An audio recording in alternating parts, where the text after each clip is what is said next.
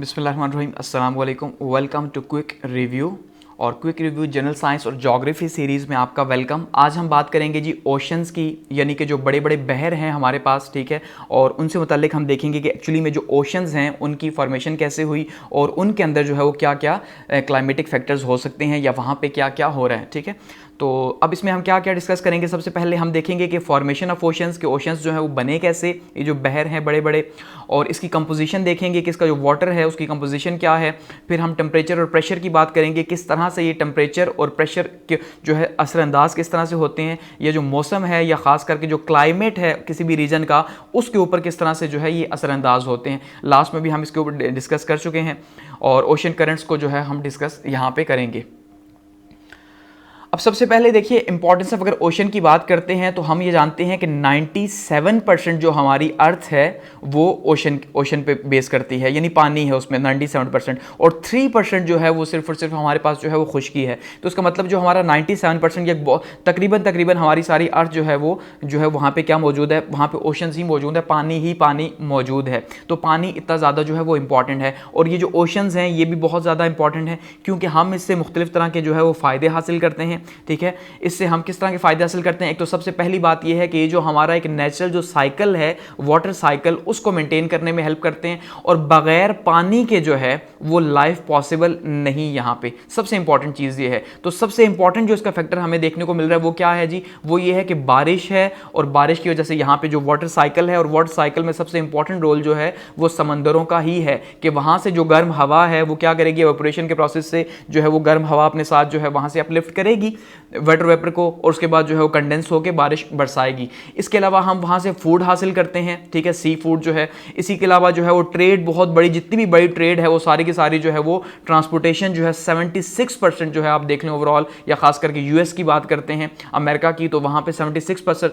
उनकी जो ट्रांसपोर्टेशन है वो समंदर के थ्रू या इन ओशंस के थ्रू ही होती है। तो यहाँ पे जो है ये बहुत ही इंपॉर्टेंट पार्ट है हमारे लिए, खासकर जो ओशंस हैं वो हमारे लिए बहुत इंपॉर्टेंट है। इसी तरह से जो क्लाइमेट के ऊपर जो असरअंदाज होते हैं, सिर्फ ये नहीं कि वाटर साइकिल है, इसके अलावा जो ये जो है वो टेम्परेचर को बैलेंस करने के लिए हेल्प करते हैं। जो ओशन के करंट्स चलते हैं, ठीक है जी, वो जो टेम्परेचर को गर्म इलाकों में ठंडा उसको कर देते हैं और ठंडों को गर्म करते हैं। तो इस तरह से जो बैलेंस करते हैं, उसी बैलेंस की वजह से यहाँ पे लाइफ पॉसिबल है कि अगर ये बैलेंस ना हो, ये ओशन जो है ये बैलेंस ना करें, तो इस टाइम पे यहाँ लाइफ पॉसिबल ही ना हो। तो एटमॉस्फेयर जो है वो बना हुआ है, वो इसी वजह से बना हुआ है कि ये ओशंस यहाँ पे मौजूद हैं।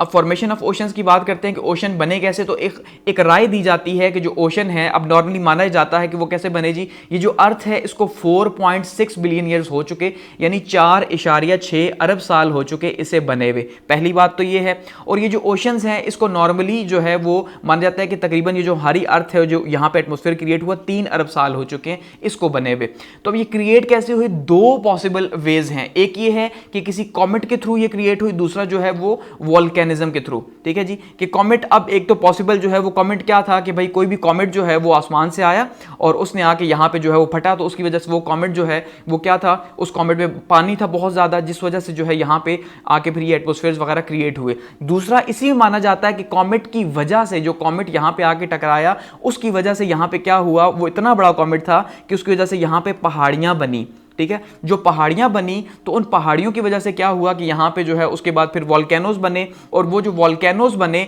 उन वॉल्केनोज ने जब वो फटे, इरप्ट हुए, तो उनकी इरप्शन की वजह से वहाँ से गैसेज निकली। वो जो मुख्तलिफ गैसेज थी उनमें एक गैस थी वाटर वेपर भी, ठीक है जी। अब वाटर वेपर की जो गैस है ये भी थी, और ये जब ऊपर पहुंची, क्योंकि अब करोड़ों वॉल्केनोस फटे, तो करोड़ों वॉल्केनोस से जो वाटर वेपर था वो किस हद तक बना होगा और कितनी ज्यादा जो है गैस बनी होगी। उसके बाद उसे एक अरसा लगा, ठीक है, कंडेंस होने में। जब फिर कंडेंसेशन हुई और उसके बाद प्रेसिपिटेशन हुई, और एक लंबे अरसे तक, एक जमाने तक जो है वो बारिश होती रही, और उस बारिश की वजह से यहाँ पे जो है वो समंदर बने, ठीक है। और ये जो समंदर बने उसके बाद फिर एक नेचुरल साइकिल बन गया कि फिर तो धूप तो मौजूद ही थी, सन की एनर्जी, तो फिर सन की एनर्जी से क्या हुआ, वो नेचुरल वाटर साइकिल के भाई वहां से जो वाटर की बॉडी है वहां से क्या हो रहा है, इवेपोरेशन हो रही है, ऊपर जा रही है, कंडेंस हो रही है, उसके बाद प्रेसिपिटेशन हो रही है और नीचे वापस आ रही है। तो ये नेचुरल साइकिल फिर जो है वो चलना शुरू हुआ। लेकिन उससे पहले जो है फर्स्ट टाइम जो वाटर वेपर की गैस आई वो कहां से आई, वो जो वॉल्केनोस का जो ऐश था जिससे जो इतनी ज्यादा गैसेस निकली थी, तो उन्हीं में से वाटर वेपर भी थी जो ऊपर जाके कंडेंस हुई, और जिसकी वजह से बारिश बरसी एक अरसे तक, और फिर यहाँ पे समंदर बने। ये एक आम जो है वो ख्याल माना जाता है और ज्योग्राफर्स इसको मानते हैं, ठीक है। अब इसी तरह से यहाँ पे ओशन वाटर के कंपोजिशन की बात करें कि इसके अंदर क्या क्या मौजूद है, तो उसमें सबसे ज़्यादा जो है हमें क्या देखने को मिलेगा जी, हम अगर देखते हैं तो हमें 55% जो है वो मिलेगा जी यहाँ पे क्लोराइड, ठीक है। यानी कि 55% जो है ओशन का जो वाटर है उसकी कंपोजिशन है वो क्या है, यहाँ पे क्लोराइड है। उसके बाद बाकी जो एलिमेंट्स हमारे पास मौजूद हैं उसमें कैल्शियम भी है, सल्फर भी है, मैग्नीशियम भी है, सोडियम भी है, ये बाकी एलिमेंट्स भी मौजूद हैं इसकी कंपोजिशन के अंदर। इसी वजह से ये जो एलिमेंट्स हैं जो मौजूद हैं, जो कि पहाड़ों से जो है दरियाओं में जो है वो दरियाओं के या बारिश के पानी से जो है पहाड़ी चट्टानें जो हैं उनमें से सॉल्ट्स वगैरह जो बह के आए और बह के आके समंदर में जमा हुए, तो उस वजह से क्या हुआ कि हमें जो समंदर का जो पानी है वो नमकीन लगता है। तो वो नमकीन होने की वजह से क्या हो गया कि अब वो पीने के काबिल नहीं, क्योंकि उसका एक अपना टेस्ट है, लेकिन वो वहाँ के ऑर्गेनिजम्स के लिए, जो वहाँ पे समंदर के अंदर जो लाइफ है उसके लिए जो है वो बहुत ज़्यादा इंपॉर्टेंट है, ठीक है। सैलिनिटी है यानी कि नमकियात बहुत ज़्यादा है, और इसी वजह से है कि एक तो चट्टानों से बह के आया, ठीक है, और पूरे का पूरा जो प्रोसेस हुआ, जब भी बारिश होती है तो जाहिर बात है नमकियात तो मौजूद हैं, तो वो नमकियात जो है बह के कहाँ जाते हैं, दरिया में, फिर वहाँ से जो है वो समंदर में चले जाते हैं। इसी तरह से डिज़ोल्व गैसेज जो हैं वो वहाँ पर मौजूद हैं, खास करके कार्बन जो है वो बहुत बड़ी मिकदार में जो है वो मौजूद है पानी के अंदर, ठीक है जी। वाटर टेम्परेचर और प्रेशर जो है, अब इसी वजह से जो वाटर है इसका फिर एक टेम्परेचर है अपना, जहाँ पे सूरज डायरेक्टली पड़ता है, खास करके जो इक्वेटर जोन है वहाँ पे सूरज डायरेक्टली पड़ेगा तो वहाँ का जो है वो टेम्परेचर ज़्यादा होता है, ठीक है। और फिर जब टेम्परेचर ज़्यादा होगा तो जाहिर बात है फिर वो बहेगा। इसी तरह से वाटर का जो है वो अपना एक प्रेशर है, हमेशा प्रेशर उस वाटर का होगा जिसमें नमक ज़्यादा होगा, ठीक है। या तो ठंडा पानी होगा और ठंडे पानी में नमकियात जो है वो हल नहीं होती, डिजॉल्व नहीं होंगी, तो वहाँ पर उसका प्रेशर भी बनेगा, ठीक है, एक बात। और दूसरा जो है वो टेम्परेचर जो है वो किसका होगा, गर्म पानी का ज़्यादा होगा, फिर वो जो है वो फ्लो करेगा। इसी तरह से जो ओशन की कंपोजिशन में यहाँ पे हमारे पास जो लेयर्स आती हैं, बेसिकली 3 लेयर्स आती हैं हमारे पास ओशन के अंदर। सबसे पहले एक है सरफेस, ठीक है जी, जो ओशन की सरफेस है, जो तकरीबन हम कह सकते हैं कि 55 जो है वो फीट तक हमारे पास आती है, 660 फीट तक हमारे पास यहाँ पे आती है, ठीक है। ये ओशन के ऊपर से नीचे तक है। उसके बाद जो यहाँ पे आएगी थर्मोकोलाइन आएगी, वो फेज़ है जहाँ पे पानी जो है वो नॉर्मली टेम्परेचर इतना ज़्यादा नहीं होता और इतना पानी भी बहुत ज़्यादा ठंडा नहीं होता, लेकिन उसके बाद का जो नीचे का पानी है वो बहुत ज़्यादा ठंडा होता है और वो डीप ओशन है, ठीक है जी। तो ये 3 लेयर्स इसकी हमारे पास आ गई। बात करते हैं जी करंट्स की या ओशन करंट्स की, किस तरह के करंट्स पैदा होते हैं समंदर के अंदर, ठीक है। ओशन करंट्स आप इसे सिंपली कह लें या फिर आप इसे नॉर्मली जो है वो डिवीजन भी कर सकते हैं, जैसे कि एक जो है वो सरफेस करंट है, दूसरा जो है वो डेंसिटी करंट है और तीसरा जो है वो अपवेलिंग है। एक्चुअली में तीनों एक ही चीज़ है, सिर्फ जो है वो इनका बहने का अंदाज मुख्तलिफ है, लेकिन एक्चुअल में क्या है, ये करंट्स ही हैं, ठीक है। ये जो है ये एक्चुअली में करंट्स हैं और इन्हीं को जो है वो ओशन करंट्स कहा जाता है कि समंदर के अंदर जो बहने वाले दरिया हैं वही हैं, ठीक है। सिंपली ओशन करंट्स की हम क्या डेफिनेशन करते हैं कि समंदर के अंदर जो खास डायरेक्शन के अंदर दरिया बहते हैं उन्हीं को ओशन करंट्स कहा जाता है। कि ऐसा नहीं कि सिर्फ जो जमीन है उसी के ऊपर ही जो है वो दरिया बहेंगे, बल्कि समंदर के पानी के अंदर भी दरिया बहते हैं। और क्यों बहते हैं उसका सबसे जो बड़ा रीजन होता है वो रीजन है हवा।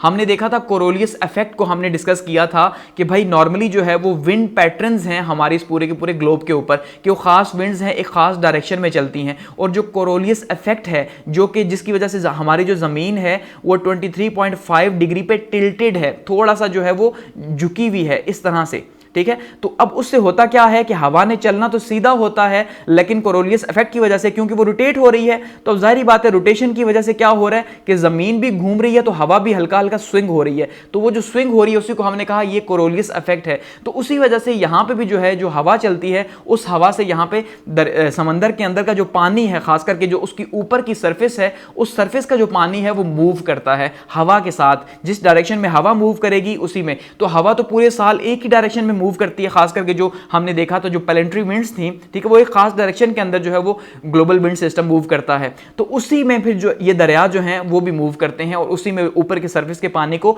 अपने साथ लेके जाते हैं, चाहे वो ठंडा हो या गर्म हो, ठीक है, ऊपर के सरफेस के वाटर को लेके जाते हैं। तो दरिया के अंदर समंदर ऐसे बहते हैं।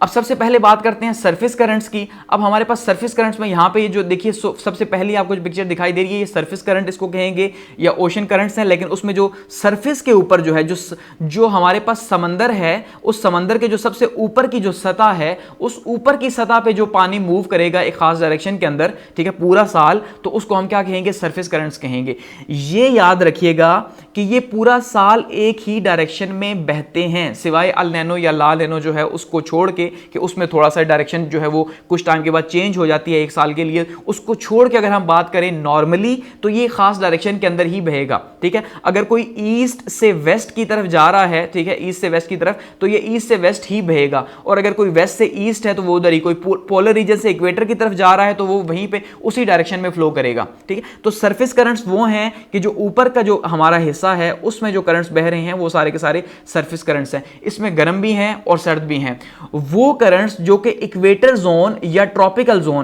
जोन हमने कहा था कि इक्वेटर से 23.5 नीचे और 23.5 ऊपर का जो रीजन है इक्वेटर जोन से, उसको ट्रॉपिकल जोन कहा जाता है। तो ये जो ट्रॉपिकल जोन है इसमें हमें पता है कि सूरज बिल्कुल डायरेक्टली यहां पे स्ट्राइक करता है और गर्मी ज्यादा है, जिस वजह से यहां का जो हवा है, जहां हवा भी गर्म होती है और यहां का जो पानी है वो भी ऊपर का सरफेस का गर्म होता है। तो यहां के जो करंट्स हैं वो गर्म करंट्स हैं और ये फ्लो करेंगे मुख्तलिफ डायरेक्शंस के अंदर। ठीक है, नॉर्मली ये जो है वो ईस्ट से वेस्ट की डायरेक्शन में जो है वो फ्लो करते हैं, फिर मुख्तलिफ एरियाज में जाके टकरा के वहां से इनकी डायरेक्शन चेंज होती है। इसी तरह से जो पोलर रीजन्स हैं इसके जो करंट्स होंगे वो पोल से इक्वेटर की तरफ बहेंगे, क्योंकि पोल्स का जो रीजन है वहां पे जो है वो बहुत ज्यादा ठंड होती है, इसी वजह से वो करंट्स जो है वो ठंडे होंगे। तो वो ठंडे करंट्स यहाँ इक्वेटर की तरफ आएंगे और इस एरिया की हीट को बैलेंस करेंगे, और यहाँ पे जो इतनी ज्यादा गर्मी है और जो पानी जहां से गर्मी की वजह से मूव हो गया तो उसकी वजह से उसको आगे थोड़ा सा जो है उसका टेम्परेचर चेंज करेंगे। तो पोल्स की साइड से नीचे की तरफ जो पानी जा रहा है, इक्वेटर की तरफ जा रहा है, वो ठंडा है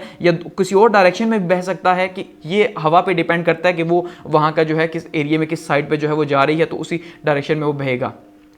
तो हमारे पास दो तरह के मेजर करंट्स आ जाते हैं सरफेस के अंदर। एक आते हैं इक्वेटोरियल करंट्स, ठीक है, जो इक्वेटर से बह रहे हैं। दूसरे जो हैं वो पोलर करंट्स आ रहे हैं हमारे पास, जो पोल्स की साइड से बह रहे हैं। इक्वेटोरियल करंट्स जो हैं वो नॉर्मली गर्म ही होंगे और जो पोलर करंट्स हैं वो ठंडे होंगे। दोनों का जो फर्क है, ठीक है। इसके बाद बात करते हैं जी डेंसिटी करंट की। डेंसिटी करंट क्या है? ये वो है जो कि नीचे की जो सरफेस है, जो हमारे पास जो ओशन है, उस ओशन की जो हमारे पास सेकंड लेयर आती है, ठीक है, तो हमारे पास जो सेकंड लेयर है उस सेकंड लेयर में जो बह रहे हैं वो डेंसिटी करंट्स हैं। अब क्योंकि वो डेंसिटी करंट्स क्यों है, नॉर्मली ये इस तरह से बहते हैं कि जहां पे नमक ज्यादा होगा, सॉल्ट ज्यादा होगा, तो वो क्या होगा, वो पानी को भारी कर देगा और भारी पानी नीचे होगा, ठीक है। तो नीचे से जो है वो बह रहे हैं, इसी वजह से नीचे से वो फ्लो करेंगे और उसकी वजह से जो स्पेस क्रिएट होगी तो गर्म पानी उसकी जगह ले लेगा। एक तो ये क्लाइमेट के लिए बहुत ज्यादा जरूरी है, ठीक है, और दूसरा जो है वो नमक को समंदर में उसकी डिस्ट्रीब्यूशन के लिए बहुत ज्यादा जरूरी है। तो जैसे अब मेडिटेरेनियन में कहा जाता है, जो मेडिटेरेनियन सी है वहां पे सैलिनिटी बहुत ज्यादा है, नमक बहुत ज्यादा है, तो वहां पे जो है वो डेंसिटी करंट होते हैं, उनकी डेंसिटी नॉर्मल जो सरफेस करंट्स हैं उनसे ज्यादा होती है, इस वजह से वो नीचे बहते हैं। भारी चीज नीचे से ही बहेगी, जाहिर बात है, ठीक है। और तीसरा है अपवेलिंग करंट्स। अपवेलिंग करंट्स क्या हैं कि जो ओशन के किनारे हैं, ठीक है, जैसे यहां पे आपको इस पिक्चर में दिखाई दे रहा है थर्ड वाली में, कि समंदर के किनारे पे अब ऐसा ही होता है कि जो ठंडा पानी है नीचे से जो है वो समंदर के किनारे से आके ऊपर पलटता है, क्योंकि जो समंदर के ऊपर की जो सरफेस है यहां से जो है वो विंड अपने साथ जो सरफेस करंट है उसको लेके जाएगी, तो यहां पे वैक्यूम क्रिएट होगा। उस वैक्यूम को फिल करने के लिए समंदर के नीचे से जो पानी है वो किनारे से आके ऊपर की तरफ उठेगा, उस वैक्यूम को फिल करने के लिए उसे अपवेलिंग कहेंगे। ऊपर की तरफ उठ रहा है ना, तो उसको अपवेलिंग कहेंगे। अब ये है तो नीचे का करंट, लेकिन ये ऊपर के पानी की सतह को फिल करेगा और उसके बाद ऊपर बहना, जब ये भी गर्म होगा तो हवा के साथ ऊपर बहना शुरू हो जाएगा, ठीक है। नीचे का करंट ऊपर आगे बहना शुरू हो जाएगा और ये इसी तरह से प्रोसेस जारी रहेगा, क्योंकि जो यहां पे स्पेस क्रिएट हुई थी ऊपर का पानी जाने की वजह से, ठीक है, जो विंड अपने साथ ले गई थी, तो नीचे का पानी ऊपर आएगा। तो ये हमारे पास तीन तरह की जो है वो करंट्स हैं। एक सरफेस करंट्स हैं, ठीक है, जो कि ऊपर बह रहे हैं, जो कि इक्वेटर से पोल्स की साइड पे बहेंगे या पोल से इक्वेटर की साइड पे बहेंगे। दूसरा डेंसिटी करंट है, वो उस एरिया में जहां पे नमक ज्यादा होगा। तीसरा अपवेलिंग है कि जो किनारे हैं, ओशंस हैं, ठीक है, सी शोर्स हैं, उस शोर का जो एरिया है वहां पे जो है वो वहां से जो हवा लेके जा रही है अपने साथ पानी को, तो पानी की जो वैक्यूम क्रिएट हो रहा है उसको फिल करने के लिए नीचे का पानी जो ऊपर आ जाता है, ठीक है। तो ये हमारे पास तीन तरह के करंट्स हैं। अब इन्हीं को आगे देखते हैं। अब जैसे हमने कहा कि सरफेस जो करंट्स हैं, अगर हम देखें इसकी कॉजेज क्या हैं, कि सरफेस करंट्स की कॉजेज क्या हैं, तो उसमें सरफेस करंट की हमारे पास, हमने कहा एक ही मेजर कॉज आती है, वो आती है हमारे पास विंड, कि विंड जो है, जो हवा है एक्चुअली में वो मूव करवाती है ओशन के वाटर को, कि जब हवा चलेगी तो हवा क्या करेगी, जो ऊपर की सतह है समंदर की, उसका जो पानी होगा उसको भी अपने साथ लेके चलना शुरू हो जाएगी। तो हवा तो पूरा साल एक डायरेक्शन में चलती रहेगी, तो वो पानी भी उसी डायरेक्शन में जो है वो बहना शुरू हो जाएगा, north to east, north to west, या इक्वेटर से पोल्स की तरफ किसी भी डायरेक्शन में वो बह सकता है। सबसे इंपॉर्टेंट ये होता है। इसके अलावा सैलिनिटी जो है वो बहुत बड़ा कॉज है, जो नमकियात होंगी वो भी कॉज करती हैं। जैसे हम लास्ट में डेंसिटी करंट को देख चुके हैं कि जब नमक जो है वो ठंडे रीजन में पानी के अंदर जो है वो जाएगा तो वहां पे हल नहीं होगा, पानी को भारी करेगा, और भारी पानी हमेशा जो ज़्यादा प्रेशर है उससे कम प्रेशर की तरफ मूव करेगा। तो जब ज़्यादा प्रेशर से कम की तरफ मूव करेगा तो ओशन करंट्स बनेंगे, वो डीप करंट्स बनेंगे। ठीक है, ये एक दूसरा सबसे बड़ा कॉज जो है वो ये बनता है हमारे पास। और तीसरा कॉज क्या बनता है हमारे पास, अपविलिंग का, कि जो समंदर के साहिल के इलाके हैं, साहिल के इलाकों से जब पानी जो है वो ओशन के करंट्स जाते हैं तो उस वजह से वहां पे फिर स्पेस क्रिएट होती है। उस स्पेस को फिल करने के लिए जो है वहां पे फिर क्या होगा कि वो नीचे का जो पानी है वो ऊपर आ जाएगा। तो ये कॉजेज हैं जो है वो ओशन करंट्स के। अब इसी में ओशन करंट में सबसे फेमस एक ओशन करंट है द गल्फ स्ट्रीम। ये गल्फ स्ट्रीम क्या है, यहाँ पे आपको ये सामने पिक्चर 1 जो है इसमें आपको दिखाई दे रहा है, ये रेड कलर की जो जा रही है कि गल्फ स्ट्रीम है। ये गल्फ स्ट्रीम कहाँ से निकल रही है अगर आप देखें तो ये यहाँ पे जो हमारे पास एरिया आ रहा है फ्लोरिडा का, ठीक है, अमेरिका के फ्लोरिडा का, यहाँ से, और ये जो यहाँ पे अरेबियंस आ रहे हैं इस एरिया के अंदर, जो गल्फ है यहाँ पे गल्फ ऑफ मैक्सिको खास करके इसकी अगर बात करें तो यहाँ से जो है ये करंट मूव हो रहा है, क्योंकि इक्वेटोरियल करंट है तो इसका मतलब ये गर्म है। ठीक है, इक्वेटर के ऊपर बन रहा है ना, तो गर्म करंट है, तो यहां से ये मूव कर रहा है किस साइड पे, शोर के साथ साथ जाते हुए यहां पे ये जा रहा है जी, सामने अटलांटिक ओशन है सारे का सारा, तो अटलांटिक ओशन में मूव करके यहां पे सामने एक तो यूरोप की तरफ जा रहा है। जब यहां पे ये पहुंचता है तो यहां से ये 2 से 3 हिस्सों में तकसीम हो जाता है। एक हिस्सा इसका जो है वो बहता है यूरोप की तरफ, नीचे की तरफ, यूरोप के एरिया की तरफ। ठीक है, दूसरा जो है वो पीछे जाएगा, जो पीछे का यूरोप का एरिया, जो पोल्स का खास करके एरिया है, पोलर रीजन का, वहां जाएगा। ठीक है, और तीसरा यहां से जो आइलैंड है, उस जो यहां पे जो आइसलैंड जो मौजूद है, आइलैंड छोटा सा, ठीक है, तो वो आइसलैंड यहां से मूव करके जाएगा यहाँ पे ग्रीनलैंड की तरफ, यहां से मूव करेगा। तो अब इससे होता क्या है कि ये जो रीजन्स हैं ये हैं ठंडे रीजन्स, शदीद किस्म के ठंडे। अब जैसे जो आइसलैंड है, आइसलैंड तो बहुत ज़्यादा ठंडा है, ग्रीनलैंड भी बहुत ज़्यादा ठंडा है, इसी तरह से जो नॉर्थर्न यूरोप है वो भी बहुत ज़्यादा ठंडा है पोलर रीजन का। तो ये गर्म करंट जब इस साइड पे, इस डायरेक्शन में पूरा साल फ्लो करेगा तो ये अपने साथ गर्म हवा लेके जाएगा, गर्म पानी लेके जाएगा, तो उससे यहाँ का जो टेम्परेचर है वो थोड़ा सा बैलेंस होगा, और यहाँ पे जो लोग रहते हैं उनके लिए आसानियाँ होंगी कि वहाँ पे खास करके ये जो आइसलैंड है हमारे पास, इसके टेम्परेचर को बहुत ज़्यादा बैलेंस करता है, इस वजह से यहाँ पे बर्फ़ नहीं जम पाती। यहाँ पे इसके जो कुछ शोर के एरियाज़ है वहाँ पे, जिस वजह से वहाँ पे जो है वो उनको काफ़ी ज़्यादा जो है वो आसानी होती है उनकी डे टू डे एक्टिविटीज़ के अंदर, और वहाँ पे क्लाइमेट के अंदर एक बहुत ही ज़बरदस्त किस्म का जो है वो असर पैदा करता है। इसी तरह से लेट सपोज आप अगर देखें तो जो पोल की साइड से जो आ रहे हैं, ठीक है, अब जब पोल की साइड से जो आएंगे तो इक्वेटर में जो यहाँ पे कंट्रीज हैं, चाहे वो अफ्रीका के अंदर हो गए या साउथ अमेरिका के अंदर हो गए, तो इनका टेम्परेचर बहुत ज्यादा होता है क्योंकि गर्म इलाके हैं ना, तो इक्वेटर जोन पे आते हैं। तो अब ये अपने साथ ठंड लेके आएंगे, ठंडी हवा लेके आएंगे, तो वो ठंडी हवा यहाँ का जो रीजन है यहाँ पे असरअंदाज होगी पूरा साल, और यहाँ का जो है वो क्लाइमेट जो है उसको बैलेंस करने में हेल्प करेगी। ठीक है, तो इनका पर्पज है, बगैर पर्पज के ये बिल्कुल फ्लो नहीं हो रहे, और ये क्लाइमेट के ऊपर जो है वो गल्फ स्ट्रीम का जैसे मैंने कहा बहुत ज्यादा असर है। अब कोल्ड सरफेस करंट्स क्या हैं? कोल्ड सरफेस करंट जैसे हमने कहा कि कोल्ड सरफेस करंट्स या डेंसिटी करंट जो है वो नॉर्मली जो है वो इनको एक साथ ही माना जाता है, लेकिन डेंसिटी करंट गर्म इलाके में भी हो सकते हैं नीचे की सतह पे जहां पे नमक ज्यादा होगा। इसी तरह से कोल्ड करंट्स हैं वो सिर्फ और सिर्फ ठंडे जो है वो रीजन में होंगे और ठंडे रीजन में सरफेस के ऊपर फ्लो करेंगे। अब ठंडे रीजन में भी सरफेस के ऊपर फ्लो करेंगे, गो के वो पानी भी जो है वो भारी पानी होगा क्योंकि ठंडा पानी जो है वो भारी होता है। ठीक है, तो उसमें भी सॉल्ट इतनी ज्यादा जो है वो मिक्स नहीं हो पाता, तो इसी वजह से जो है वो फिर फ्लो करेगा लो प्रेशर की तरफ, यानी जो पोल्स हैं वहां से नीचे की तरफ वो फ्लो करेगा। अब डेंसिटी करंट को ऑलरेडी मैं जो है वो डिस्कस कर चुका हूं कि उसमें डेंसिटी करंट जो है वो या तो कोल्ड रीजन में होगा ठंड की वजह से, या फिर वो जो है वो सॉल्टी वहां पे जो है नमक ज़्यादा होगा उस रीजन के अंदर, तो वहां पे वो भारी पानी नीचे जो है वो बहेगा और वो पूरे का पूरा एक ओशन करंट बन जाएगा। ठीक है, और इनके क्लाइमेट के ऊपर असर भी बहुत ज़्यादा है जो कि डिस्कस कर चुका हूं, अपविलिंग को भी यहाँ पे डिस्कस कर चुका। ठीक है, सिर्फ ये जब चेंजिंग आती है इन करंट्स के अंदर थोड़ी सी वो आती है अल नैनो या ला नैनो जो ईयर है उसके अंदर, जिसको हम आगे डिस्कस करेंगे, तो ये उसमें जो है वो आती है चेंजिंग, उसके अलावा चेंजिंग नहीं आती। तो बेसिकली ये हमारे पास जो है वो क्या है जी, ओशन करंट्स हैं हमारे पास, और ये ओशन करंट्स क्लाइमेट के ऊपर बहुत ज़्यादा जो है वो असरअंदाज होते हैं।